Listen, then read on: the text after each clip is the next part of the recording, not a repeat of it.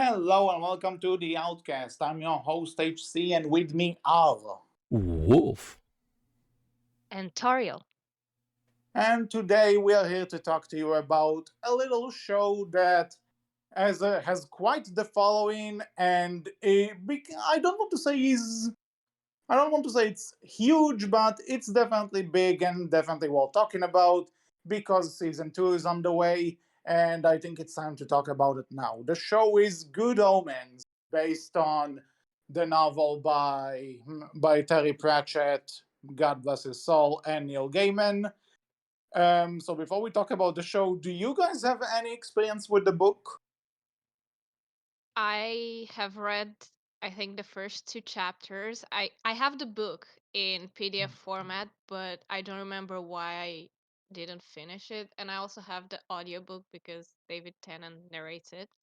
Ah, But I'm well, saving that for a plane flight because fair enough. Wolf, what about you? Have you read the Good Uh, Omens book? no, I did not even know it was a based on a book written by Terry Pratchett. So I'll have to go It get and read that now.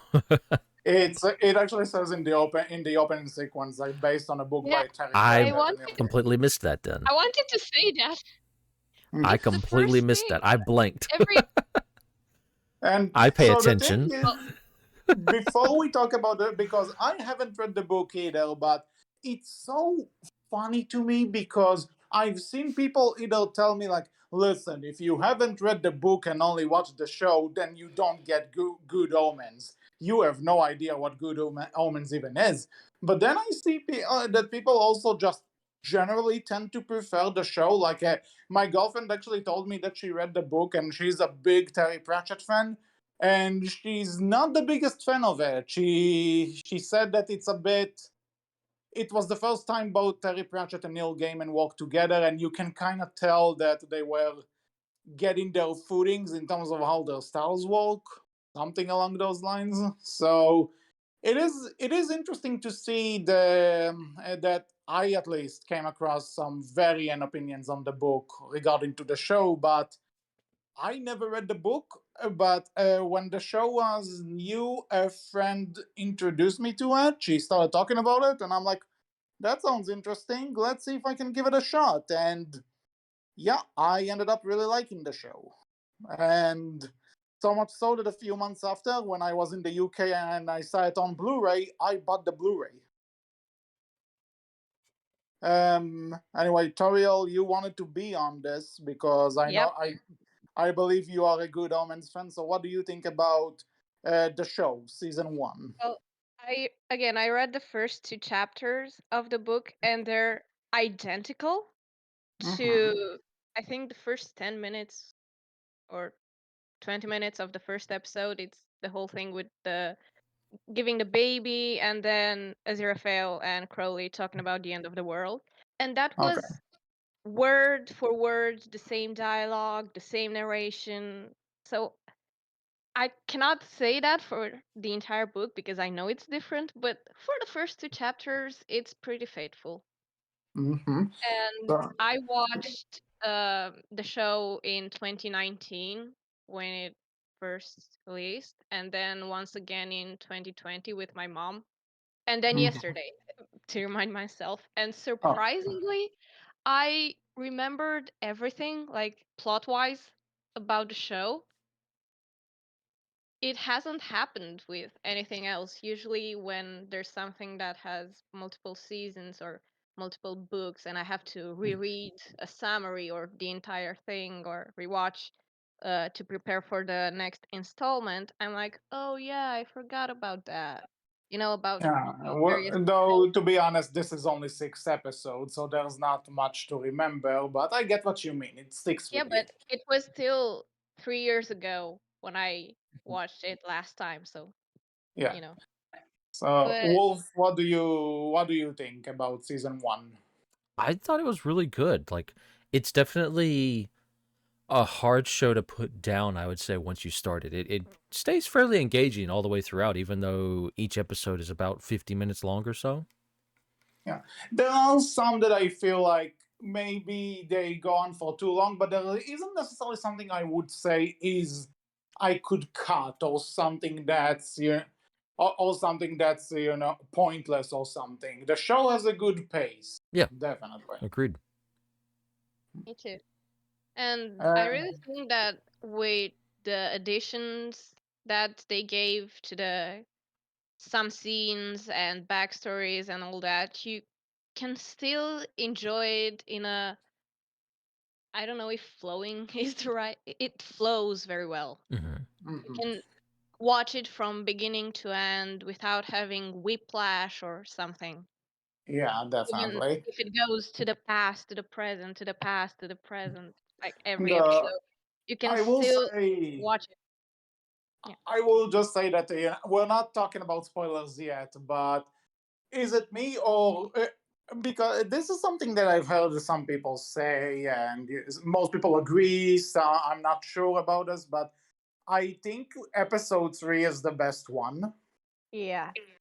Yeah. and and I guess it is kind of to the show's detriment that it peaks halfway through, and then not to say that the other 3 episodes are bad or anything. God forbid, no, they are great, but I also feels like it also does kind of feel like, damn, we peaked at the halfway mark. But that's really the only real negative I can say. It peaks in the middle. It's not that, and even if that's again, I'm nitpicking here. This is when this is the worst thing I can say about your show. You picked in the middle. That means you're in good hands. Uh, if I had to pick the worst thing about a show, it's something so minor that you can ignore it. And minor spoilers, because I'm not going to say the name of the characters, Okay, but so there's a before scene where a character. before wait, No, no, no, before you go to spoilers, it's not Wolf, do you have spoilers. anything? Yeah, just It's because you just, said. it's Yeah, okay, still go ahead. a general thing. So there's one scene where a character floats in the air and Mhm. you can see that the actor was tied up with strings and stuff. You Ah. you can it takes you out of the universe a bit, Well, to be but honest, there are some CG it's just one moments. scene. The CG is for the most part very good. Yeah, but The again, I well, CG like every show, characters, yeah. there are the moment where, but at the same time, a lot of shows have that. It's not a problem with this in I Yeah, particular. but overall, the CG only characters are very well done, very realistic, and Mhm. the magic effects, though I don't know if I should call it magic because it's religion, but Yeah.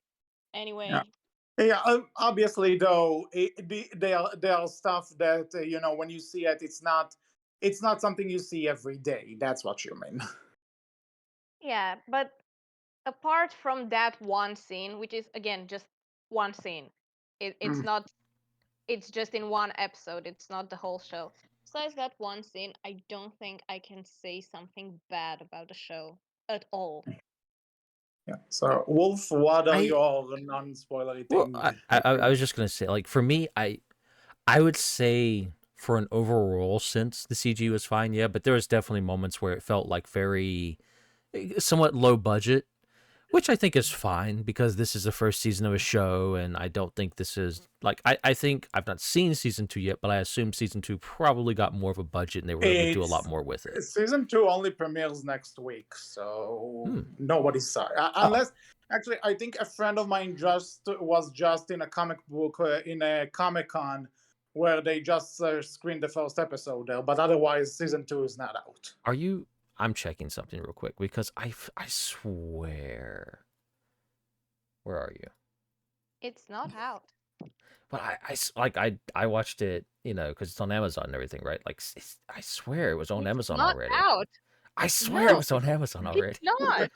It's not, dude. We're telling It's you. not.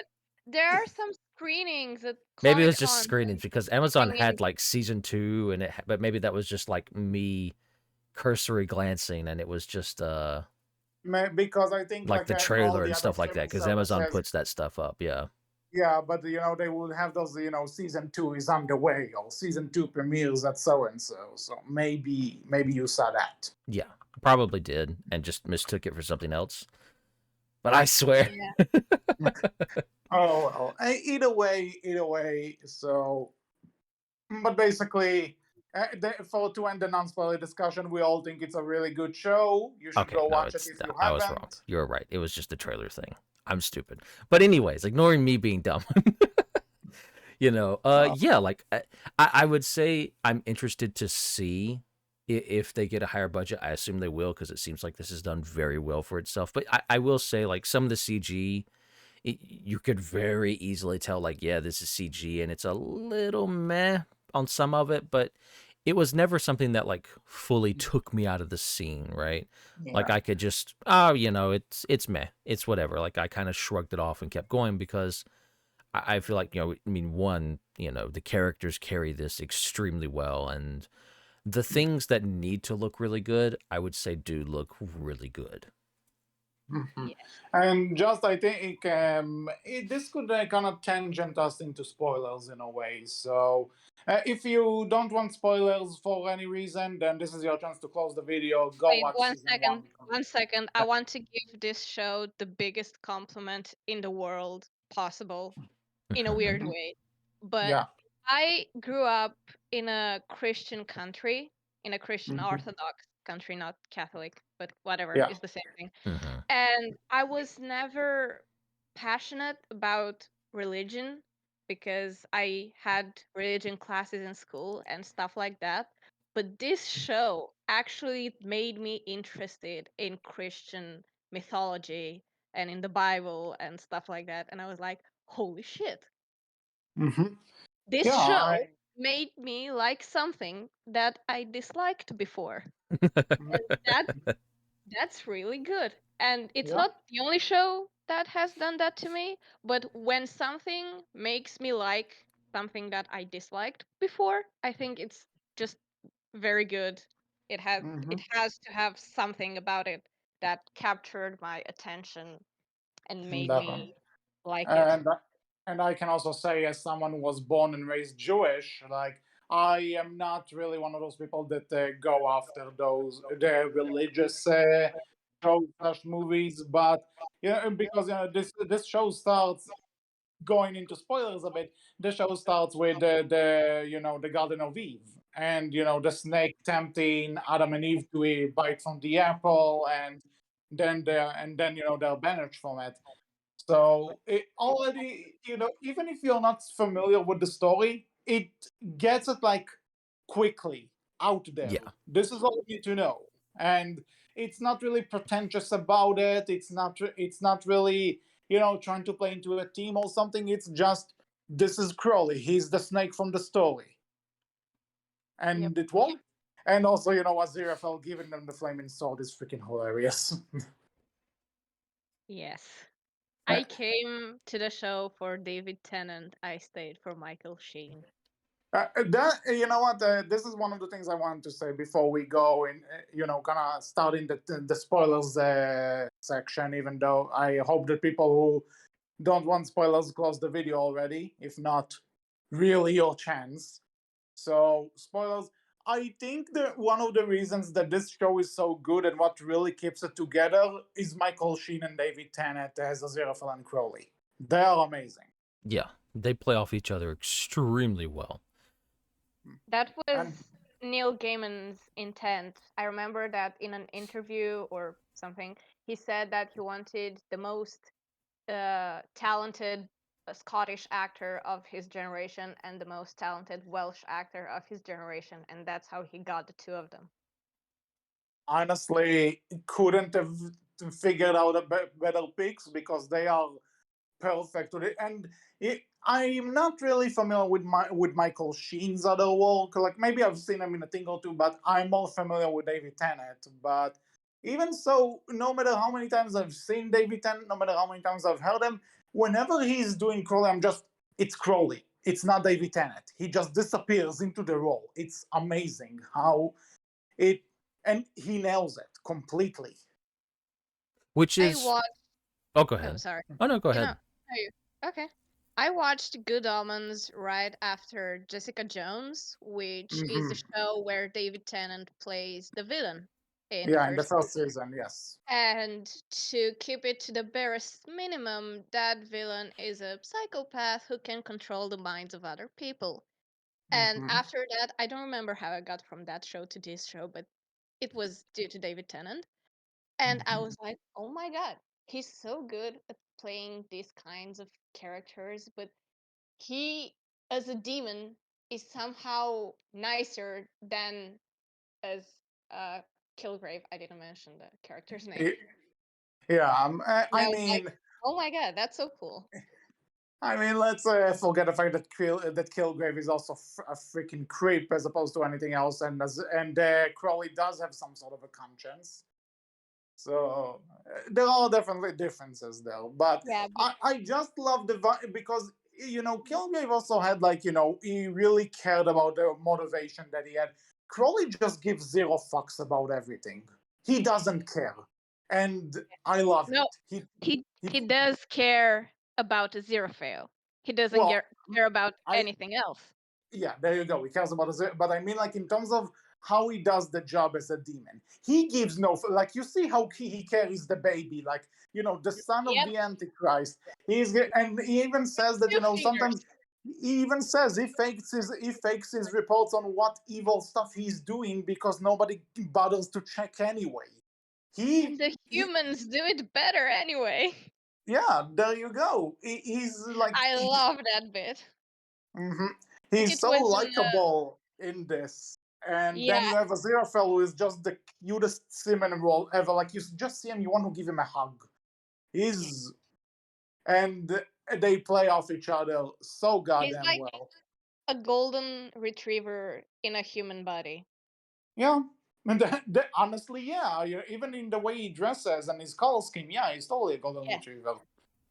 Uh, I it wouldn't. does wait. It does kind of. I just want to tangent from this to something else because at the time that this was airing, the 2017 Ducktales was on, and David Tennant voices Scrooge McDuck in that. Oh God. To go listen to our reviews. Shameless plug.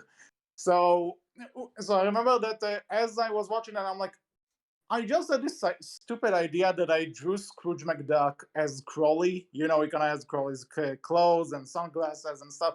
Just some fun joke with friends. And then when I posted it, people actually were like, "So, oh my God, Crowley McDuck, Crowley McDuck, Crowley McDuck." I almost started a trend. Oh my I God. almost started the You're the trend. one. You're the one.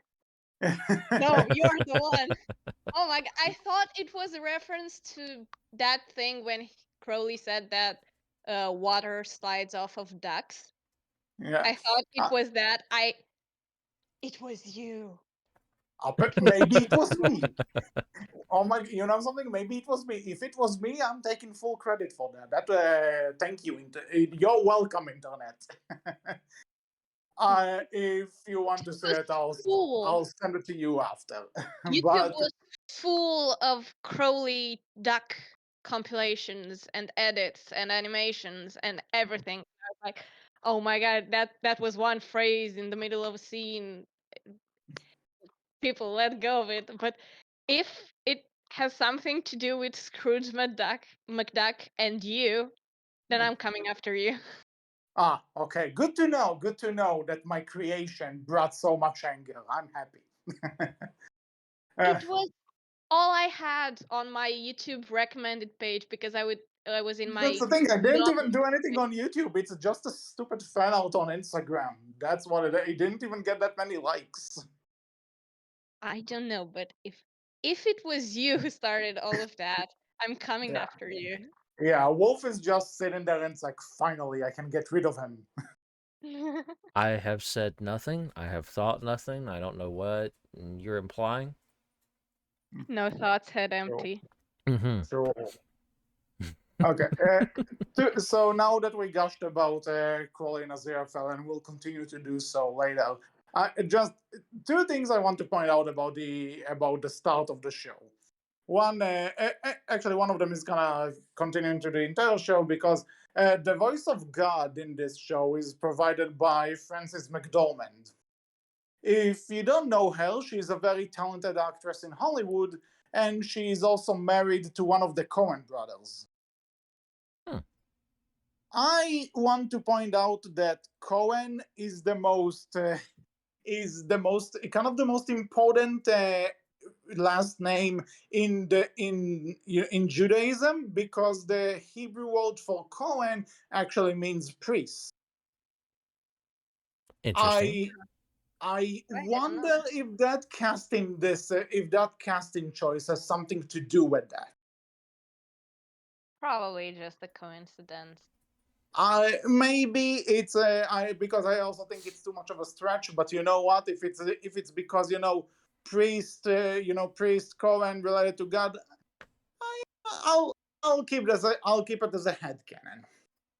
Now, the other thing I want to point out, sadly, I couldn't listen to all the commentaries that are on the Blu-ray. I have to do it at some point, but I managed to listen to the commentary for episode 1.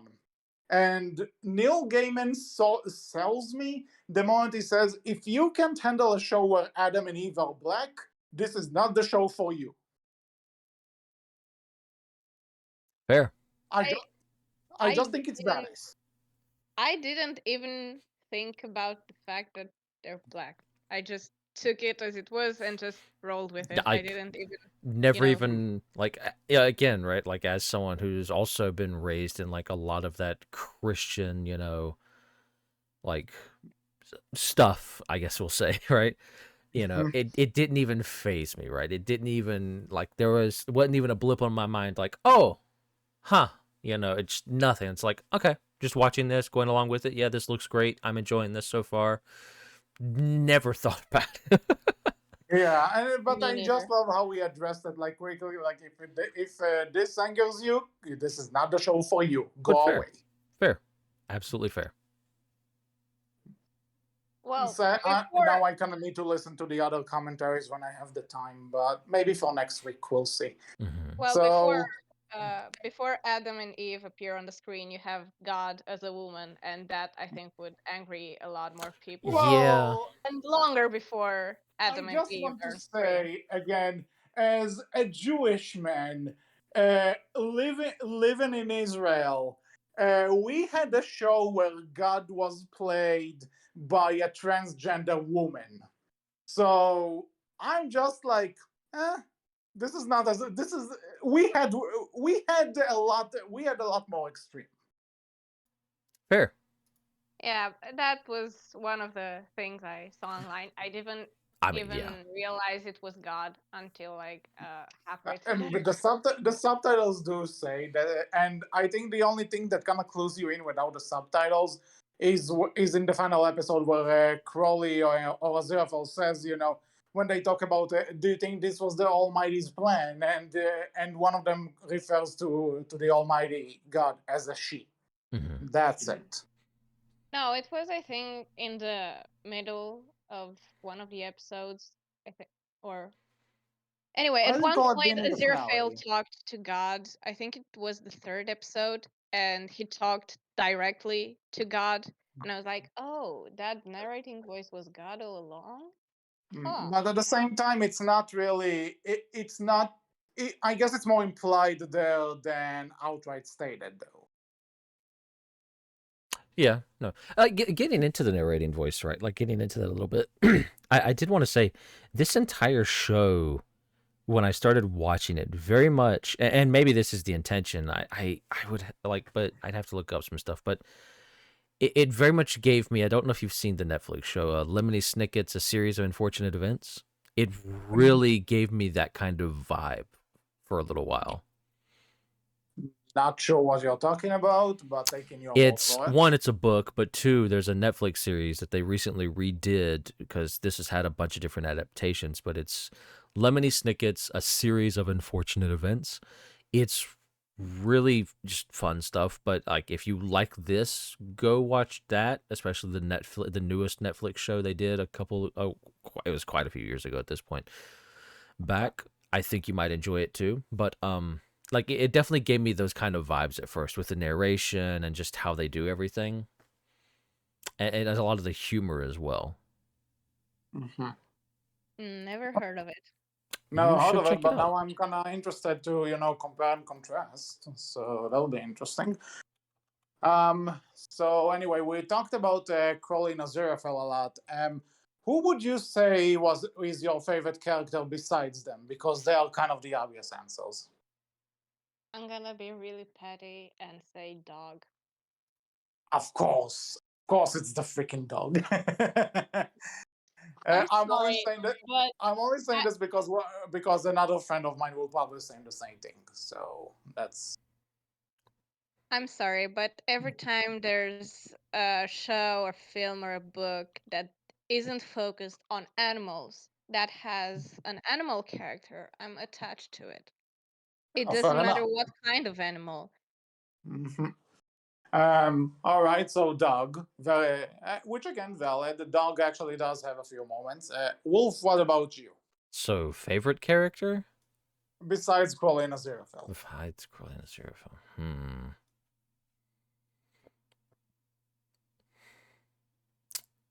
By the time you think about this, Yeah, you go ahead. You I'm go just ahead. yeah, I'm just gonna say I'm sorry if I can't remember the names on top of my head, but I guess if there's one character that I said I found myself caring for is the poor technician guy who Oh, can get a job and he becomes a Pulsifer. witch hunter. Yeah, Pulsifer. Pulsifer, Yeah, he was pretty good. Newton, like Newton Pulsifer. yeah, like I feel for that guy. If anything, I think if there's anyone in this show that I would say that's me, that'll be him. Like poor guy, the fact that the wall, that the current wall just hates him, and he's trying his best at every possible job to the point he takes on this obscure walk of being a witch hunter of all things, and that lands him a girlfriend by the end. Like, something, his goals. I love my girlfriend for the record, but at the same time, I'm also saying this wasn't a bad way to improve your life, buddy. I'm rooting for you. Hope you're in season 2.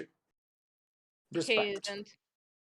None of Yeah, the none of the main non-angel demon characters from season 1 are in season 2, unfortunately. that's interesting, actually. I haven't really seen trailers or stuff because I want to go in clean like I did for this. So I have Interesting to that's only see. Yeah. seen the main trailer, and I follow Neil Gaiman on Tumblr, and he answers a lot of questions. He even answered one of mine. that's Awesome. cool. And yeah, and he confirmed that none of the human characters from season 1 will return, unfortunately, but some of the actors will. For Um, example, the actress who played, oh god, I forgot the name. Anathema. The no, the old lady. Oh, gosh, I forget her name as well. yeah, the one that the Well, let me Zero takes over at some Yeah, point. yeah. Okay. The actress will return, but she will play a demon. That Oh, has nothing to do with the character from season 1. Let me just interesting. Google the character real quick. That's interesting. Well, so by the time you go that Wolf, did you come to a conclusion about a Yeah, favorite character? I was actually like I was kind of going between Newton Pulsifer and another character, and since you said him, I'm going to say mine. I'm going to say Sergeant Shadwell. I actually kind of enjoyed him. He was very Yeah, fun. yeah. Again, like in any other show or movie, I would say cut Of them. course, the old They add man picks nothing. the other old man as his favorite character. Yeah, what are the chances, right? It's like it was meant to be. But no, But I liked him. I liked the back and forth he had with Crowley and Aziraphale, as well as just like some of the other character interactions he had with everyone. He was just fun. Old dude, old curmudgeonly old dude who's just fun. yeah, Yeah. Okay, I'm so trying to. her name is Madame Tracy. Yes, Yeah, that's Madame her. Tracy. Okay. That's it. Yeah, and the actress will return as the demon Shax, I think it's pronounced, in season I'm 2. I'm happy because she was good. I'm glad that she's getting to do another I mean, character in this universe. that does bring up an interesting question. Like, definitely, I enjoyed her. She was a fun character, and she played the character well. But that does bring up an interesting question of how do you feel about bringing actors and actresses back for new roles when they've already appeared up in that show as another role? Because I know I'd say some people get angry and yell cannon, you know, and things like that. And I can understand why it bothers some people in those regards, right? you So I'm know curious, it's what do you feel about it? I guess it depends on what they actually do with it, because if the Hmm. characters are connected, then you can walk it out or something. So it's more that I need to see what they do with it in order to give you a Well, full answer. well, I mean, you know, kind of getting into a little bit of season two talk. What do you think, since we kind of know now that other than Crowley and Aziraphale, right, And there's going to probably be pretty much, Gabriel and other well, demon No, yeah, characters. the demons and the angels will return. Just the human well, yeah, characters like, won't return. how do you Yeah, feel about all new human cast, right? I mean, on the one I hand, don't know that. I Fair. guess I can kind of see it, because because what exactly is there to do with these characters, like their stories? But I do kind of question, like, where does Adam fall then? Because if he's the Yeah, son because of the that's Antichrist, something that kind of comes up to me as well that I would think about. It's like, hey, we're doing all new human cast, but isn't he the Antichrist? I point over to the side. Like, I feel like that's something that's a bit more important that you can't just leave behind. But and I am especially because curious. I know the fandom also kind of started, at least headcanon that Aziraphale and Crowley kind of unofficially adopted Adam after the events of this. So how is this going to work? Like, you basically, the son of the Antichrist is just around here at some part of the world, and we are not even acknowledging that. Well, Adam lost his powers at the end of season one because he See, made That's true. they say he that, but made it was never. Satan. It didn't feel clear to me. Like, I know they stated it, and I know like they kind of showed it, but it was something that never felt clear enough to me that he lost his powers. You know, it didn't That's feel like how he it's in lost the it, book. but okay. I mean, I haven't read it, but I know what things are in the book, in Mhm. generally speaking. Hmm. And And yes, he is supposedly he lost his powers at the end because he made his human father his real father, Hmm. and by the way, by doing the that, most random thing, I just want to say, the most random thing that apparently Benedict Cumberbatch voices the devil in this. Like, yes. talk about the randomest of castings. Like, they brought him in for like 5 lines. I Well, guess. I remember he had a few lines throughout the show, but he only appeared Satan, I mean, appeared Yeah. in physical form at the end, but he had a few lines. But it's like, when I'm saying 5 lines, I don't mean it still is not in the show a lot. So I guess he was just like in the recording studio doing something else. And it's like, hey, can you do this? Sure. Look, he played Smog. I Yeah. mean, big CGI villains are his thing. Well, not his thing, but Yeah, I like his he's son. trained with it. Yeah, He's trained in playing them and bargaining them. That's yeah. I get it. I mean, I they had a lot of they had quite a bit of star power behind this show. Like when you really look at Yeah. some of the random voices, like they had Brian Cox as the voice of Death, right? Like, wow. Hmm. Yeah, So, like and a lot of other star power. I don't remember like all the names at the top of my head, but like there is a very good cast for this, mm, and not a lot of them are given a lot to do, but it's like what they are given is so good and memorable hmm, that they do stick with you, and especially also with makeup work and just and just outfits and direction, even if they don't show up, like Gabriel, for example. Honestly, he's just he's your annoying boss, right? He's the boss who kind of treats Aziraphale like crap, but there's something about him, the expressions he has, the way he's directed to talk, the way he's dressed, the presence he has, that just makes it whoa. And mm. some of it is direction, but I also want to say that some of it is just the actor. The actor has a presence in that. it's John Hamm, though. Yeah. I mean, It's John Hamm. It's not just Okay. any actor.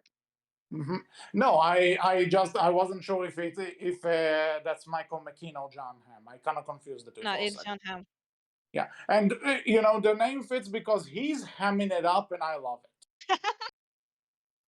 Okay, that Like, was I love the scene where where Aziraphale just tries to catching up on his morning jog, and then he just does this face of like he has this face of where his smile is so stretched up to the point his eyes are closing like that fucking face. It's like if you don't want to punch that face, but at the same time if you don't love that face, it's like the perfect blend. Oh no, like How it do you was the whole we're buying pornography scene was great for him. Yeah, that yes. is amazing. That is like such a good. Oh, actually, I found out from watching a bit of the Blu-ray. Apparently, the entire library that Aziraphale lives in, this is all real. None of this is green screened. This place is real. Hmm, cool. Most of the places are real. Yeah. Hmm. No, like because when you're a film major and you see how much is green screen in shows and movies these days, it is impressive to see that it's actually there, right? They do use green screen for the streets, but the library itself, everything there is real. So that's really cool. Well, most of the show takes place in very common places on Earth, so it wouldn't be really hard for them to build the sets.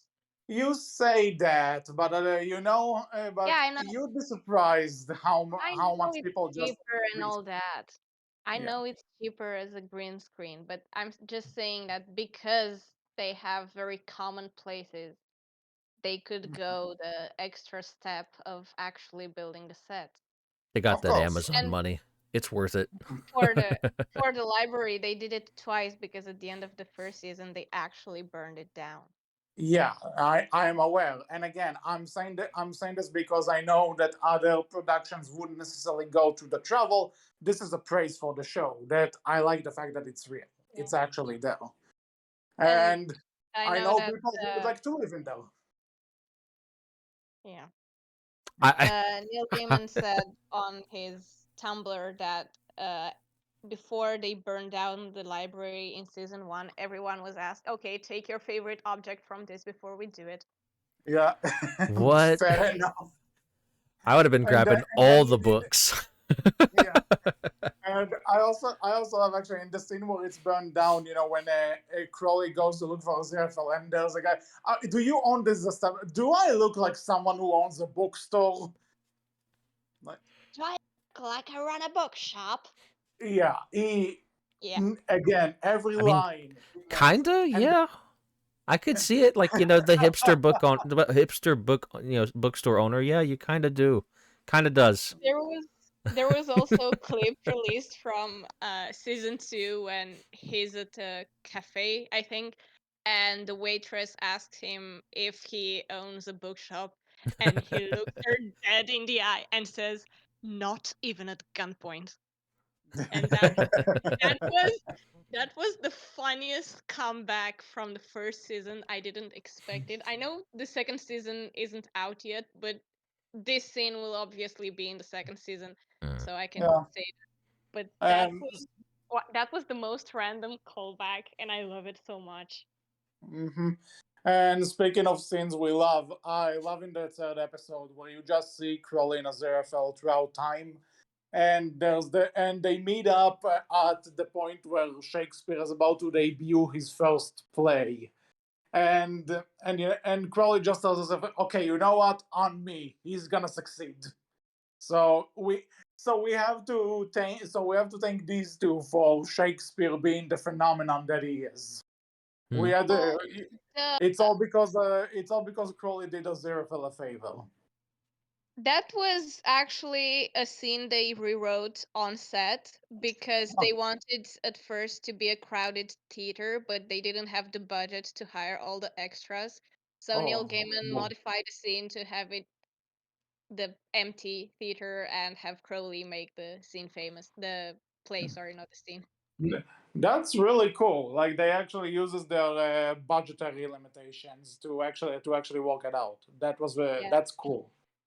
Yeah, initially they Mhm. had a crowded theater and have Crowley and Aziraphale meet in secret, but they have a line now where I think Crowley said, "You said this place was crowded and we would be inconspicuous."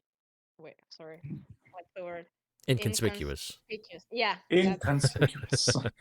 sorry. Oh, you're fine. I The Oh, good. problems of being bilingual is that sometimes words come to me in another language, and Uh, Understandable. trust me, yeah, trust me. This is something I face every day. yeah, And us English and people are here to give you grief for it every time. yeah, and Crowley was like, "You said this was a crowded place," and Aziraphale was like, "Yeah, because it's Shakespeare. I thought it would be crowded," and that was a nod to the original scene Mhm. that they Hmm. didn't get to film, and I thought that Well, was really cool. it worked out for the better in the end. So props to them for Yeah. that. And that was done on the spot. Like on the day they filmed it, they realized Yeah, that they don't have enough extras. So yeah. It sometimes happen. Yeah, I can say happened to me when I was doing my graduation film. It's the worst, but you gotta work with it. yeah, and I think they really managed to pull it off. Mhm. I think some other scenes I like. I do enjoy. We didn't talk about it much, but I do enjoy Agatha's descendant. Like I think she's cool. She has this like a kind of calm and collected appearance to her, but then Agnes. she's also Agnes, she's. not Agatha.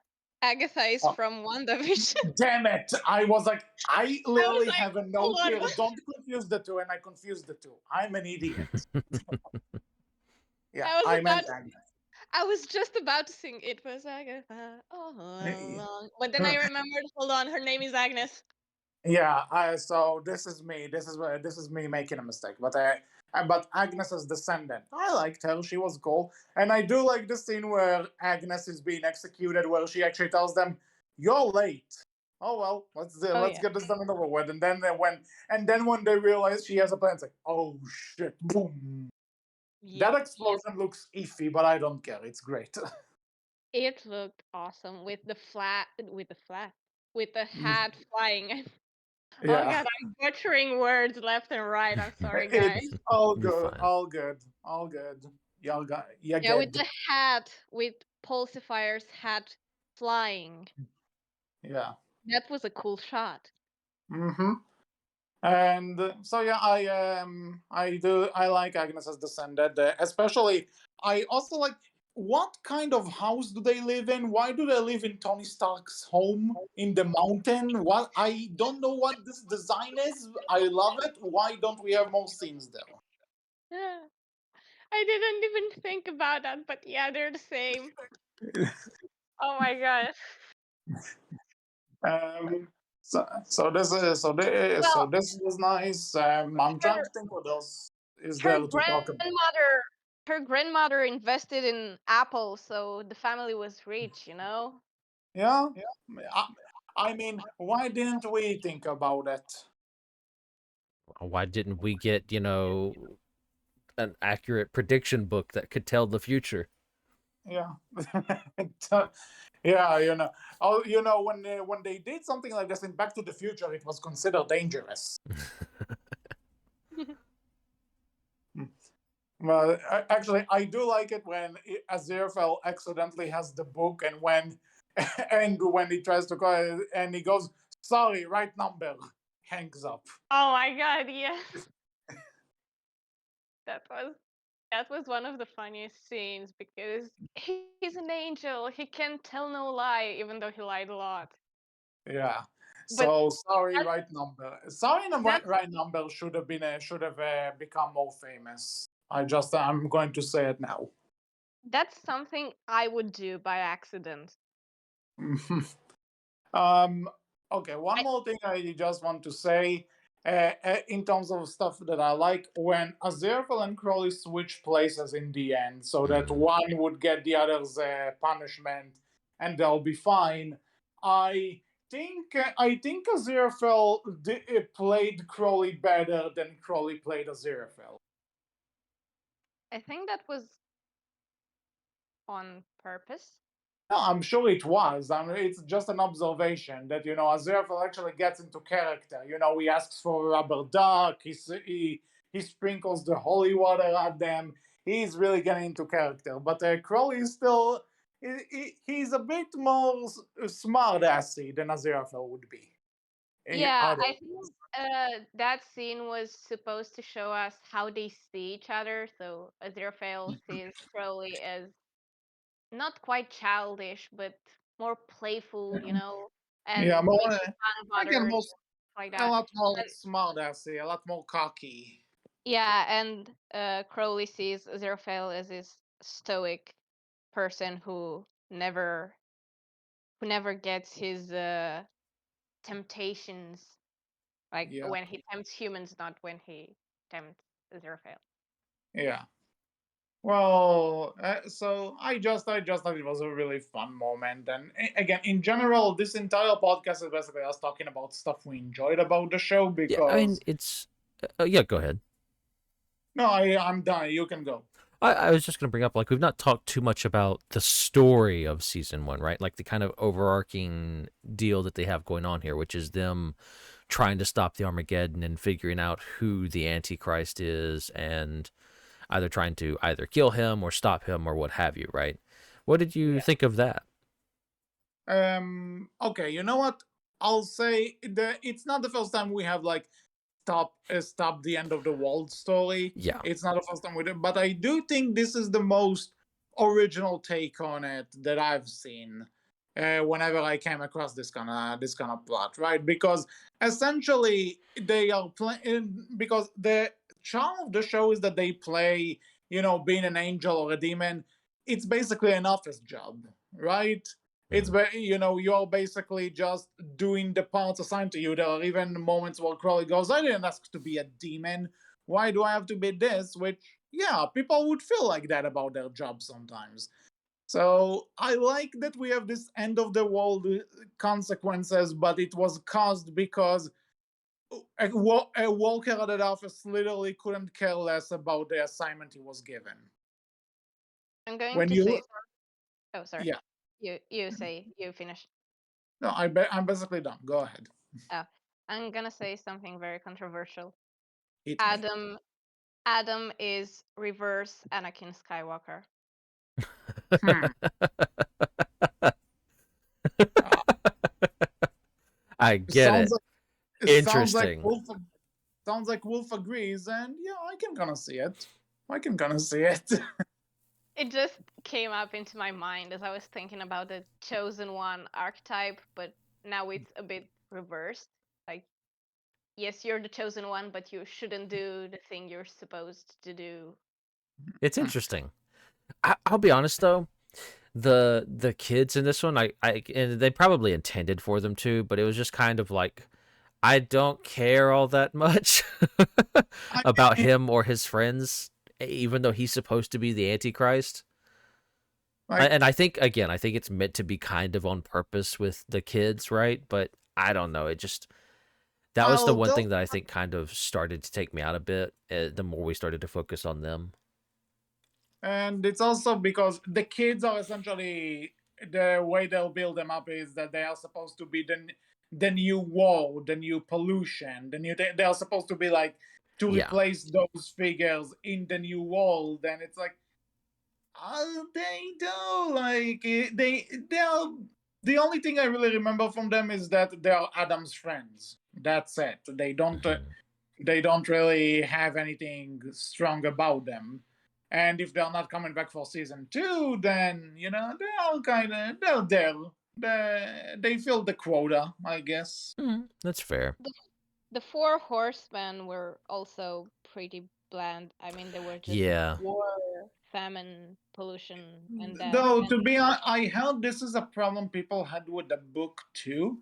That they were, and apparently this is one of the things that I heard that the show supposedly fixed. That people didn't like them in the book, so they gave them less to do in this. They were just that's what's necessary of them. Have more Aziraphale and Crowley because that's what you want to see. Which is, I'm excuse me, which is fair. I would I'm not. say. Don't quote me on that. This is just Mhm. I read this somewhere in a discourse, but there's a good. But if that's the case, then you know what? That's a change I'm willing to accept. There was a deleted scene with War. I don't know if you guys saw it. Hmm. I did a few hours ago, but honestly, I can't tell you anything from it because other stuff happened before this recording. Yeah, But what? it wasn't much. It was her. Is it a her? Whatever. Yes. I guess it's a Uh, her. It's a female actress, so might as well yeah, be it's her. a female actress, but I don't know. It's a concept, so I don't know if I should say I it guess you can or say them. yeah, sure. Yeah, like whatever. Um. Anyway, there's a scene prior to her first scene in the show when she arrives in that Middle East conflict. Hmm. And there was a scene prior to that with when she arrived in town and her car, I think, broke down or something, and made everyone in town fight each other to the death. And that was something that more than we got in the show, but not enough to, make her stand out, even if it was included in the show. Yeah, it's like Mm. it's there. I guess it's nice that it is there, but meh. Yeah, it doesn't add or take away from anything, so that's fair. Like that she got Aziraphale's sword somehow. Mhm. Well, I mean, he just gave it to Adam and Eve. There's a good chance that across the generations, or maybe she stole it. Well, I think it's interesting, right? That again, like it's an interesting little subcontext thing that you can look at there, in so much as Aziraphale gave Adam his flaming sword, right? And war is a concept created by humanity, and war ends up with his flaming sword, and you can kind of subcontext here. Oh, Aziraphale, by giving the flaming sword, basically created the concept of war for humanity, right? If he hadn't have done Yeah. that, would war have been a concept that would have been created? It's an interesting little subcontext thing I think you can go down and Yeah. explore, right? I never thought about it like that. That's really interesting. Yeah, it's just that the other objects that the horsemen received, like the crown pollution had, and I don't remember what famine got, but he got A something. scale. Famine The, got a Yeah. scale. yeah, okay. Those objects never came into play in the Yeah. story. I think it would have been And interesting if they were able to incorporate them in some way as well, either through the background, like when we were seeing all the different past things with Crowley and Aziraphale, and just seeing like, oh, they helped create these concepts for humanity to some degree, right? I think that would have been Mm. really interesting, especially since and they did have that connection with war or I potential. meant that as in they don't do anything. So the Oh, yeah, fair, sword bursts up in flames and they fight with it, but the fair. crown doesn't, turn water into goo, or the scales don't make food disappear or something. They don't have anything about them. Why are those objects special? You know what I mean? Hmm. Yeah. The sword has the flame, and that's how they kill the horsemen or vanquish them or whatever. And Mhm. it was also a Aziraphale sword that he gave to Adam, but the other objects, they're just there. They didn't do anything with them. Well, what can you do? I mean, So, I know that MacGuffins are not a well liked part of stories, but still. but at the same time, they're not really serving. I think the fact that they don't really serve anything is actually probably a good thing because then you have, like you said, you have MacGuffins to suddenly worry about, and how much do you really want to worry about that when you have all the other stuff? It was just that was the thing that brought the horsemen together. So, Mm. I get Yeah, but symbolism behind the scales and the crown, but other mhm. than Angels, what do they do? It's not in the book either. So. All right.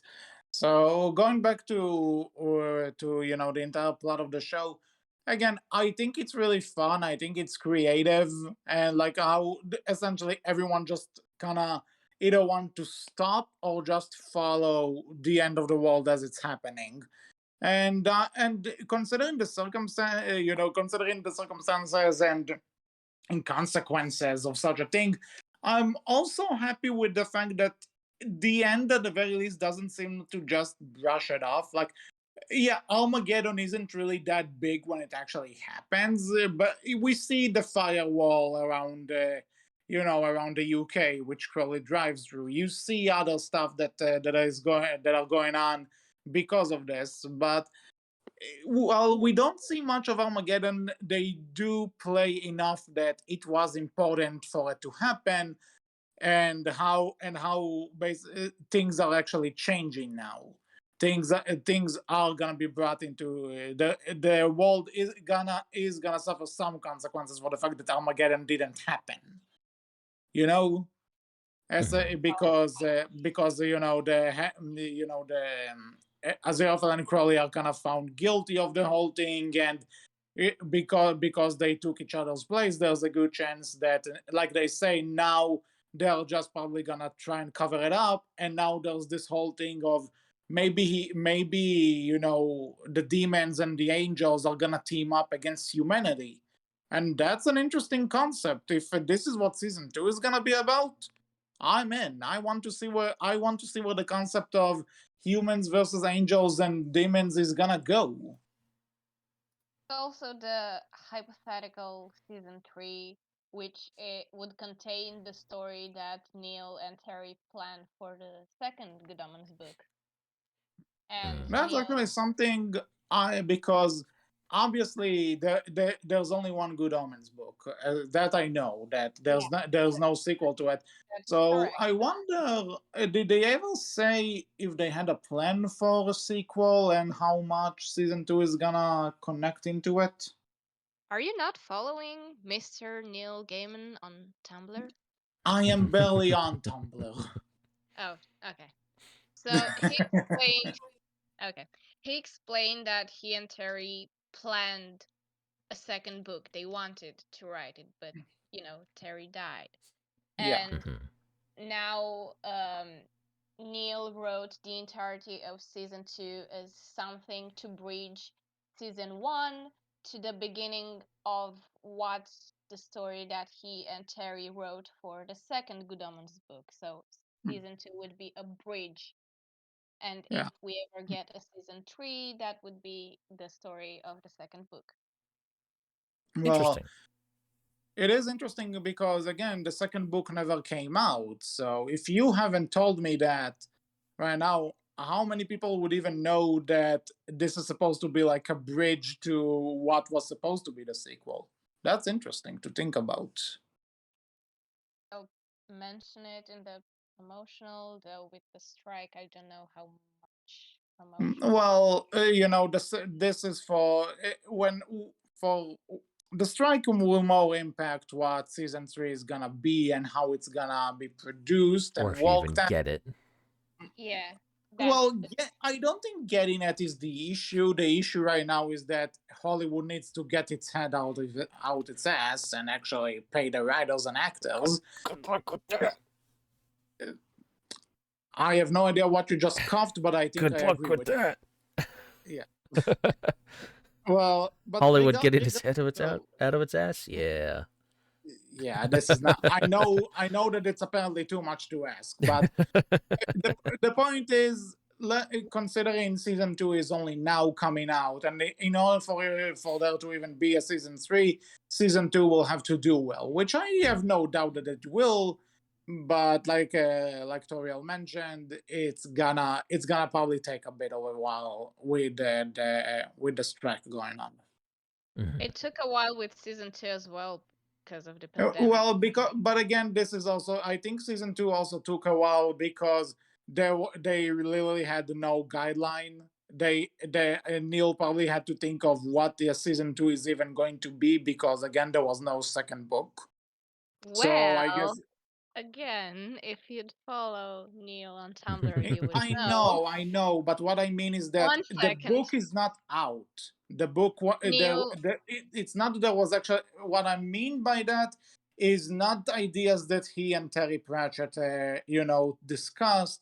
It's more a matter of there is no sequel book to Good Omens out in stores that you can buy. Yeah, So, and you can see that he actually thought about that. We had an idea, but maybe I can bridge it a bit better. And that's how season two is now gonna be. That's he what I meant. pitched, he pitched season 2 to Amazon in 2019, Hmm. and it was Well, announced back then, but it was a while due to the pandemic until they could greenlit yeah, it and start production. because if you But he remember, did. I'm trying to think that because I think season two was confirmed in like 2021. No, it was last year. I mean, confirmed when they Yeah, announced it. confirmed. That I think it was last year. I remember it being earlier, but all right, if you say so. I don't have Oh this no, information. you're right. You're right. Hold on, I searched. Yeah, it was announced in June 2021. Yeah, But so that's when they announce it, and then actually production and all of that. No, doesn't it's not a show that it only now comes out, but I do wonder. Let's assume they resolve the strike at an early point. I wonder, does this mean we'll have to wait so long for season three as well? no, because again, this was due to the pandemic. Hmm. Neil Gaiman pitched the second season. He already had a sort of script ready for the second season, and he pitched it toward the latter end of 2019. And Mm-hmm. then the pandemic came along, so Amazon couldn't greenlit it. Yeah. Or at least After, they couldn't really start, production until until quarantine was over and stuff. Mm. yeah, and that's why it took so long. Hmm. But Fair enough. it was planned. Neil Gaiman wanted to do it. He pitched it to Amazon, and you know they knew Yeah, he and wanted now to a few years after we're here. do it. Yeah, Mhm. good thing that all characters that are returning are played by middle-aged actors because they don't change. Mhm. They didn't change.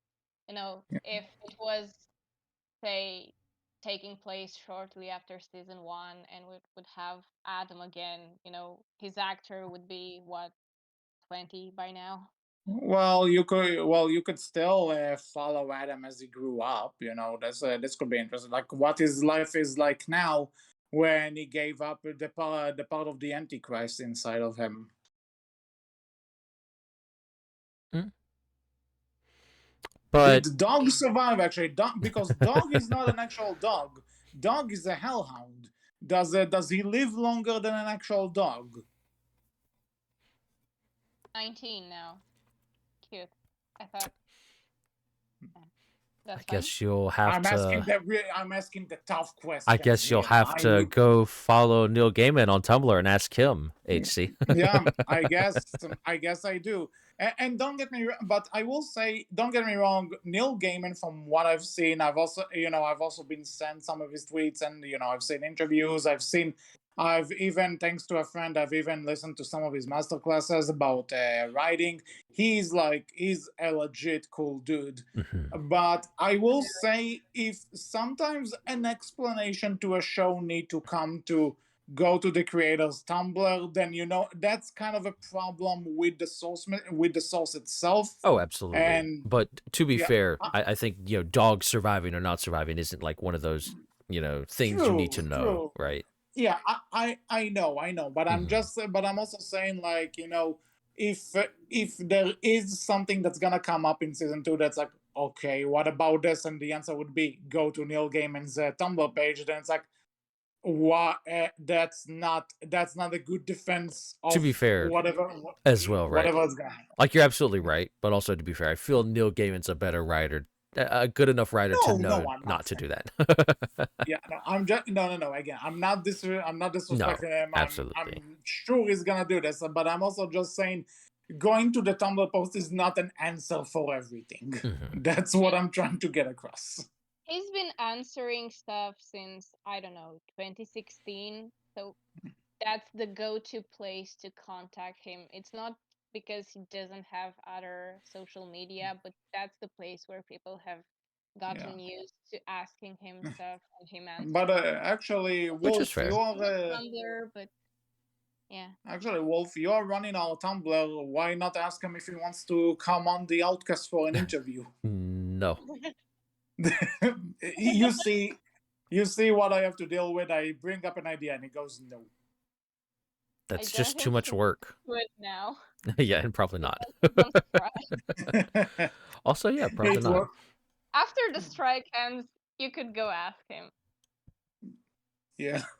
Yeah, we're a union Uh, show, HC. Where's my union dues at? um, I never agreed to this. I never signed in any union. Uh, well, anywho, That, if anyone wondering, so that's where Rush has been this entire time. He's been on strike. Oh yeah, my sh- yeah, that's it has nothing to do with the fact that he has a personal life and stuff, and he's on strike. Yep, this entire time for years now. I didn't pay for his maternity leave. Nope, he's been on strike this entire time, and I've still been Yeah, working because I'm just not union. yeah. But No, but although hey, go. on, Since we're on it very quickly, go support the I writers have and no actors. idea what the fuck we're talking about for the for how this is done. But Fine. I will say to kind of, I guess, wrap this up because I think now that Tauriel said that season two is not gonna have some of the human cast in it, I do wonder what where this is gonna go. And again, I don't really want to watch trailers or clips because I Mhm. want to go in as clean as possible, like I did with season one. I think it's part of the fun, but. So I am interested to see Yeah, where things are gonna go, and You're especially missing. if it's gonna bridge things again, like towards that concept of maybe eventually humanity would have to fight the angels and the demons.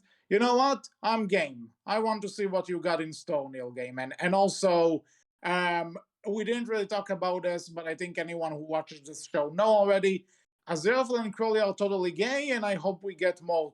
And I hope we get more of that. We will. I just wanted to say that by not watching the trailer, you're missing on a really cool cover on a popular song. I can also look it up after the season comes out, and I'll watch it. I mean, which That's is all. fair, right? Like I've Fair. definitely gone into Yeah. stuff like wanting to go in blind. Speaking of, I just want to say that because I rewatched the show for the podcast from the Blu-ray that I own, and I just want to say because there's no real chance to skip intros on a Blu-ray, and the intro is also the Blu-ray menu. I, as much as I love the opening theme, I started getting sick of it after like the 10th time a day I heard it, and You're it's in like. luck. You're in you're in luck, HC. Neil Gaiman mentioned on his Tumblr yet again that each The episode. Tumblr Hold saves on, me. hold on. Each episode of season 2 will have a different intro and a different end card. Interesting. All right. That's interesting. And for the record, the opening theme itself is really good. It's Hmm. just that for you all listen to it because it and to its credit, by the end of an episode, they kind of play like a different cover of it. Like it's either more metal, it's either more metal or more soft or more jazzy, which I like. But again, this is like 10 times a day I'm hearing this theme song. And it's like Yeah. Speaking of the uh music, Oh, go ahead. we haven't mentioned that they use a lot of Queen songs for the yeah. soundtrack, and that's just amazing It's great. Yeah. because they all fit the scene. Hmm. Like they don't just put a random Queen song for the sake of having a Queen song. They actually Yeah. make it fit the scene or make the Hmm. scene fit the song. Yeah. Yeah, I agree. I agree definitely. And also, it's always nice to hear a Queen song in the one place you'd expect it the least. Hmm. Agreed. Yay. So, Yeah. anything else to say about Good Omens No, I was before we gonna wrap up? ask like you Yep. said something you were interested in seeing. Like, is there anything Toriel that you would like to see? Having watched the trailer, that you're interested in seeing from season 2? Well, if I said it, I would spoil you guys. Fair enough. But if uh Well, not looking how at should the. I put it? How should I put this with the least context imaginable? Hmm. Um okay, here's the thing. I want to see wait, hold on. Let me think how to phrase this. You guys can bring up something else while I think. Wolf, Because Wolf, Well, what about you? I have to phrase this as No, vague as take your possible. time. Wolf, what do you want to see from season 2 until I Tauriel mean, figures it out? like you said, I'm very interested in seeing more of Crowley and Aziraphale's relationship and how that goes forward. I'm interested to see what new characters they bring in and how they all kind of fit in and what story they'll be telling in this one, right? Like, are we continuing on, like you said, in regards to the angels and demons versus humans, right? Is that what we're going to be continuing on? Is this going to be more of like, hey, I'm curious to see, is that going to be like a season 3 story that they end up doing, and this is going to be something in the middle?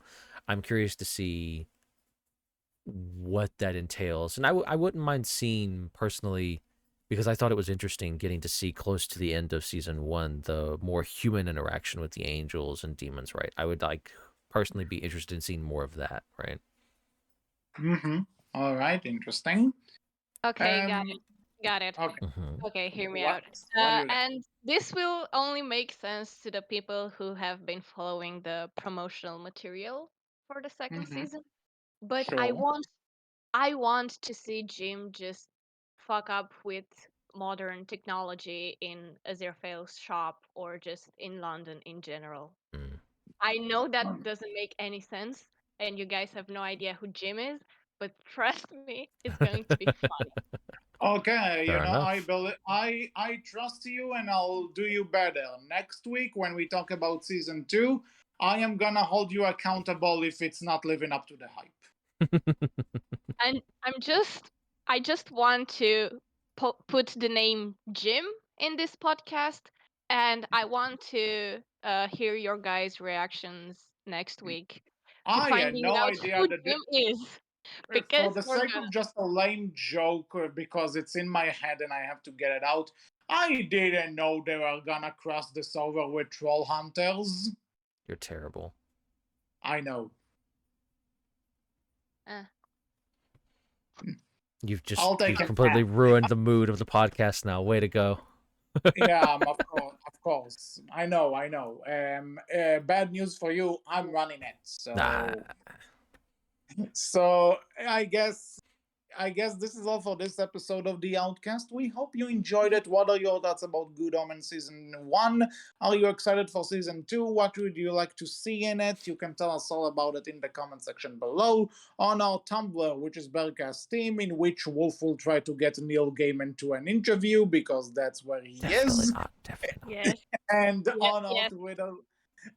Twitter, which is Berkcast with a capital B, capital C. Tauriel, where can people online find you? On Twitter, on Tumblr, on the How to Train Dragon Wiki, everywhere. Hmm. I'm Every I'm everywhere and anywhere. I have an account on every social media in existence. she's everything everywhere all at once, basically. Yes. So with this outdated reference, I guess I was HC, I was Wolf. And that was Tauriel. and we will see you all next time when we talk about the second season, which comes out next week. Take care. Bye bye.